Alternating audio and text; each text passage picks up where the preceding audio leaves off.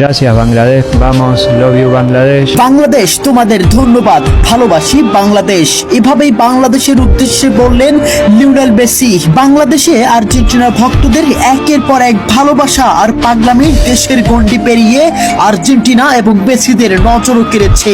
প্রধানমন্ত্রী থেকে শুরু করে দেশটির গণমাধ্যমেও বিষয়টি ব্যাপকভাবে প্রচার হয়েছে। তবে এবার বাংলাদেশকে নিয়ে মুখ খুললেন স্বয়ং লিওনেল মেসি নিজেই।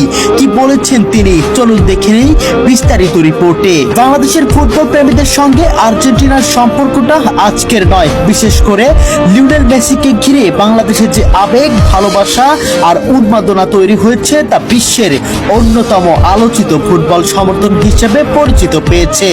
বিশ্বকাপের প্রতিটি ম্যাচেই বাংলাদেশের অলিগলি থেকে শুরু করে শহরের রাজপথ পর্যন্ত নীল সাদা পতাকায় ছেয়ে যায়। তাই এবার লিওনেল মেসিও বাংলাদেশের মানুষের প্রতি ভালোবাসা ও কৃতজ্ঞতা প্রকাশ করেছে। তিনি বাংলাদেশের সমর্থকদের ধন্যবাদ জানিয়ে বলেন, বাংলাদেশ তোমাদের ধন্যবাদ, ভালোবাসি বাংলাদেশ।